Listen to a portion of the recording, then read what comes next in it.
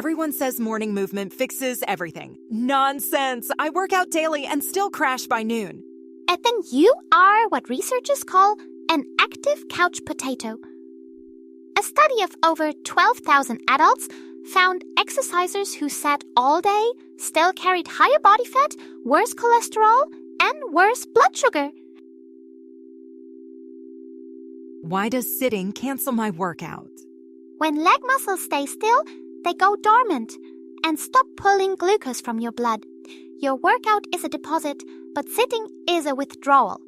Stick around. The last tip today takes 30 seconds and rewires your heart. How much sitting before it matters? It starts fast. Stand for 2 minutes every 30 minutes and walk 2 minutes after breakfast. Muscle contractions pull glucose out without extra insulin. And Dr. Casey Means says that alone can blunt a spike almost completely. What if I'm exhausted after work? You do not need more exercise. You need less stillness. JAMA research found 7,000 steps, daily links to roughly 50% lower risk of dementia and premature death. Break the sitting, and you reclaim the benefit. Up next, the eating mistake that quadruples your morning metabolic risk. Willpower is overrated. I'm supposed to eat slower, but when I'm starving, I inhale everything. People who eat the fastest carry 4 times the metabolic syndrome risk of the slowest eaters, and the food on the plate is identical. The speed of the fork matters more than the contents.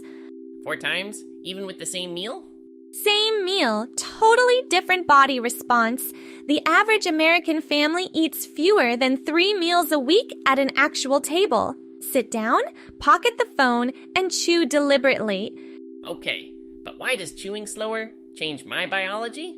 Eating slowly gives satiety hormones like GLP-1 time to register fullness before you overfuel. That natural pacing limits the glucose load and prevents the spike crash cycle. What if I'm exhausted after work and discipline is gone? Then stop relying on discipline. A TEDx speaker cleared every trigger food from the house, and his 11-year-old brother dropped 18 pounds in 36 days without counting a single calorie. So I just never buy chips again? Stop restocking your personal triggers. Let your kitchen make the decision before hunger ever gets a vote. Remove the junk, eat sitting down, phone off, and your metabolic syndrome risk drops before lunch. Fine. Up next, the morning drink and snack hiding longevity benefits. Coffee gives me the shakes and 0 real benefits. Decaf is for quitters. Prove me wrong. DECAF is not for quitters. It is for survivors. A huge study found 2 cups of coffee daily drops death risk by 12%, and decaf scored the exact same win. Okay, but why does decaf work? The caffeine is the whole point. The longevity benefit has almost nothing to do with caffeine. The real heroes are polyphenols and chlorogenic acid, compounds in the bean itself that improve metabolic health. Caffeinated and decaf both deliver them. So the caffeine is just a sidekick. Exactly. The bean provides the benefit. Caffeine just provides the buzz. You get the longevity win with or without it. Fine. What about walnuts? They taste like a chair. A 30-year study of 76,000 adults found eating nuts 7 or more times weekly was linked to 20% lower death risk. Walnuts deliver unsaturated fats, fiber, magnesium, and L-arginine, which converts to nitric oxide to relax blood vessels. They also carry ALA, a plant-based omega-3 that fights inflammation at the cellular level. How much exactly is a small handful? About 1 ounce. That portion delivers the ALA, L-arginine, and magnesium from the cohort data. It correlates with 20% lower mortality without excess calories. Does it matter when I eat them? Morning is ideal. The polyphenols in coffee and the healthy fats in walnuts work synergistically to blunt inflammation during your most active hours. Up next, The kitchen prep trick that unlocks hidden nutrients. I throw garlic straight into the pan and eat tomatoes raw. Healthy is healthy, right? Raw tomatoes are a lycopene dead end, and instant heat kills garlic's best compound. You are cooking away the benefit before the first bite. Why does waiting matter?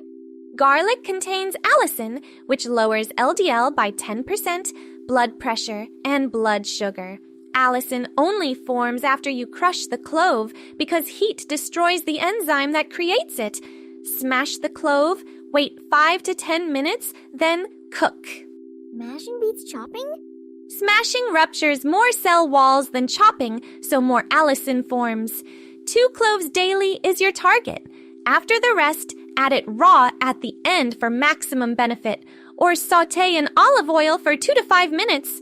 Never boil it in water, or you lose most of it down the drain. What about the tomatoes? Raw tomatoes are a lycopene dead end. You would need 20 pounds raw to hit the clinical dose.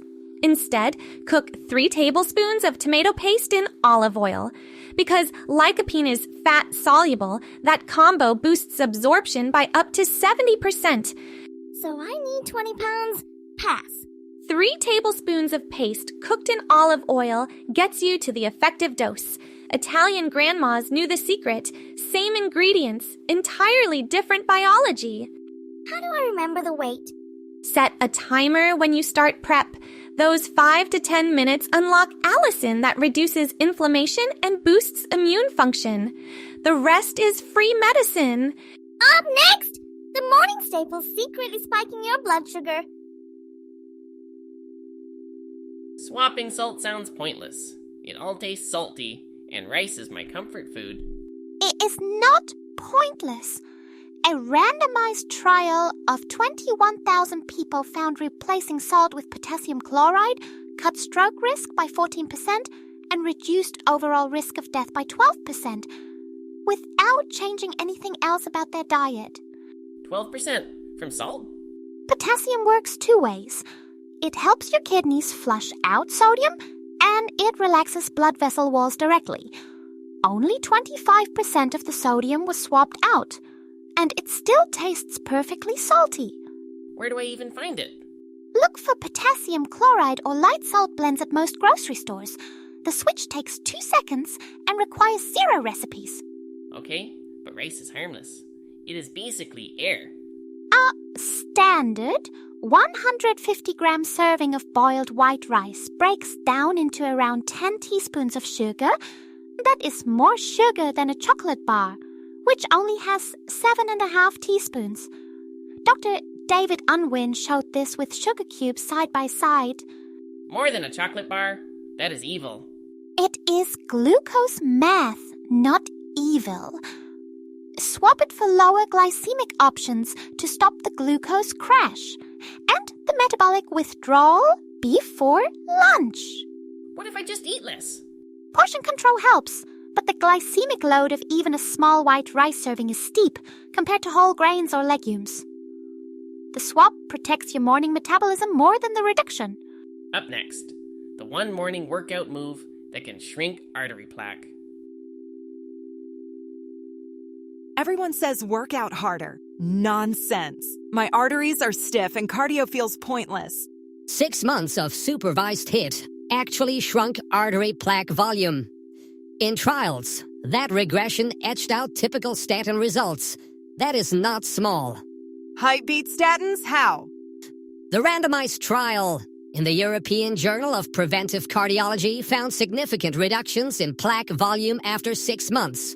We do not know long-term outcomes yet, but those early results are hard to ignore. But how hard is hard? It is not all-day suffering. Short bursts of effort added to your morning shift, the arterial dynamics. Then check your resting heart rate. Every 10 beats higher means about 20% higher risk of death. So a heart at 80 is grinding compared to 60? Exactly. A heart at 80. BPM beats tens of thousands more times daily than one at 60. That number is trainable. Morning cardio pulls it down, and better sleep, less alcohol. and managing chronic stress seal the deal. That 30-second trick you promised at the start. Before your feet hit the floor, count your pulse for 30 seconds. Double it, and that is your resting heart rate. That number is your daily report card. Stack the effort, own the metric, and watch your cardiovascular risk drop. Fine, the evidence won, but I'm still not sprinting before coffee. Start with 1 minute. You do not need to be a hero. You need to be consistent. Here is your challenge. Day 1. Stand 2 minutes every 30 minutes. Day 2. Eat sitting down, phone off. Day 3. 2 cups of coffee and 1 ounce of walnuts. Day 4. Rest your smashed garlic and cooked tomato paste in olive oil. Day 5. Swap table salt and ditch white rice. Day 6. Add 1 minute of morning intensity and check your resting heart rate. Stack them in order. Now tell us, are you team cold shower after that HIIT? And I am team 10 more minutes in bed. Drop your side in the comments. Like this video if your resting heart rate just dropped. Subscribe for more science you can use. And share it with someone who still throws garlic straight into the pan. If your garlic isn't resting, neither are you. Terrible, I love it. Daily